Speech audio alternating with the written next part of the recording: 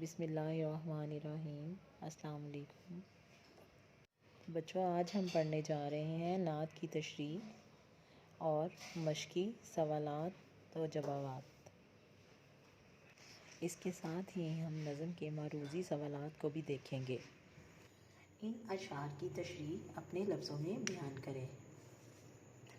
مفاسد کو زیر و زبر کرنے والا، قبائل کو شیر و شکر کرنے والا، اتر کر ہرا سے سوئے قوم آیا، اور ایک نسخہ کیمیا ساتھ لایا۔ نسخہ کیمیا یعنی قرآن پاک، شیر و شکر کرنا، بہت زیادہ دوستی ہونا۔ شاعر کا نام ہے خواجہ الطاف حسین ہادی، نظم کا نام ہے نعت۔ اب شاعر اس بند میں کیا کہہ رہا ہے کہ آپ صلی اللہ علیہ وآلہ وسلم کے حسن سلوک سے بڑے بڑے کافر مسلمان ہو گئے اور برسوں پرانی عداوت بھی ختم ہو گئی۔ تمام قبائل آپس میں بھائی بھائی بن گئے۔ غار حرا میں اللہ تعالیٰ نے آپ صلی اللہ علیہ وآلہ وسلم کو شرف نبوت بخشا، یعنی آپ صلی اللہ علیہ وآلہ وسلم پر پہلی وحی جو ہے وہ غار حرا میں نازل ہوئی، اور آپ صلی اللہ علیہ وآلہ وسلم نبوت کے عہدے پر فائز ہوئے، اور اس وقت اللہ تعالیٰ نے ہدایت بھری کتاب قرآن پاک نازل کی، اور اس قرآن پاک کے ذریعے آپ صلی اللہ علیہ وآلہ وسلم نے پوری دنیا تک ہدایت پہنچائی، یعنی نسخہ کیمیا قرآن پاک کو کہا گیا ہے۔ اگلا بند ہے، مس خام کو جس نے کندن بنایا، کھرا اور کھوٹا الگ کر دکھایا۔ عرب جس پہ کرنوں سے تھا جہل چھایا، پلٹ دی بس ایک آن میں اس کی کایا۔ یعنی مس خام خالص سونا، کندن کھرا اور کھوٹا الگ کر دکھایا، کرنوں سے صدیوں سے جہل جہالت، آن میں ایک ہی پل میں کایا حالت۔ شاعر کیا کہتا ہے اس شعر میں؟ شاعر بتاتے ہیں کہ حضور پاک صلی اللہ علیہ وآلہ وسلم نے پیغام حق پوری دنیا میں پھیلایا۔ آپ صلی اللہ علیہ وآلہ وسلم کو بہت سی پریشانیوں کا سامنا کرنا پڑا، لیکن آپ صلی اللہ علیہ وآلہ وسلم نے اللہ کی رضا کی خاطر تمام مصائب اور تکلیف کو برداشت کیا۔ اللہ تعالیٰ کو صبر اور استقلال بہت پسند آیا۔ آپ صلی اللہ علیہ وآلہ وسلم کی بدولت سب صراط مستقیم پر چلنے لگے اور خالص سونے کی مانند ہو گئے۔ وہ عرب جہاں صدیوں سے جہالت کے بادل چھائے ہوئے تھے، قرآن پاک نے ان کی کایا پلٹ دی، یعنی ان کی حالت بدل دی۔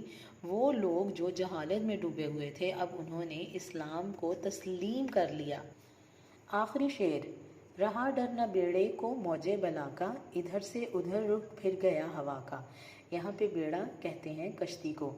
آپ کو پتہ ہے کہ جب کشتی ایک سمندر ہے، سمندر میں کشتی جا رہی ہے، اچانک سے طوفان آ جائے تو طوفان سے وہ کشتی تباہ ہو جاتی ہے، تو شاعر نے لوگوں کو اسی کشتی سے تشبیہ دی ہوئی ہے کہ انسانیت جو ہے وہ ایسی کشتی پر سوار تھی کہ جس کو طوفان کا ڈر تھا، لیکن ہمارے نبی پاک صلی اللہ علیہ وآلہ وسلم کے آنے سے بیڑے کو کسی آزمائش کا ڈر نہ رہا، یعنی اس کشتی کو ڈر نہ رہا کہ وہ اس طوفان میں گر جائے گی۔ اس کو یہی تھا کہ نبی پاک صلی اللہ علیہ وآلہ وسلم اس کو اس کشتی سے، اس طوفان سے نکال لیں گے۔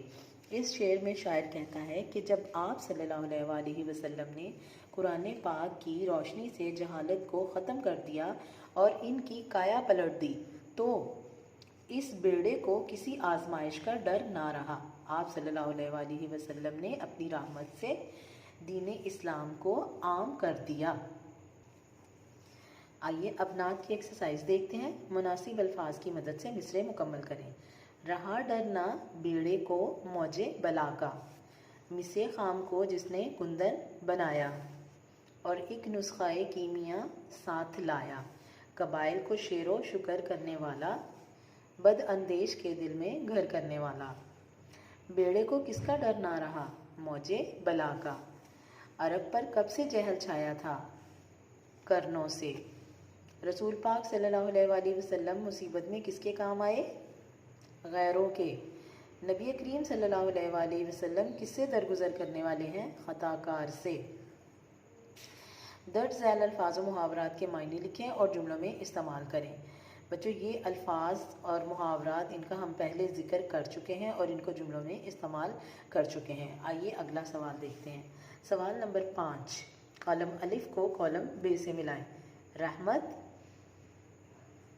بخشش، خطا کار، گنہگار، سونا، کندن، مالک، والی، معاف کرنا، درگزر۔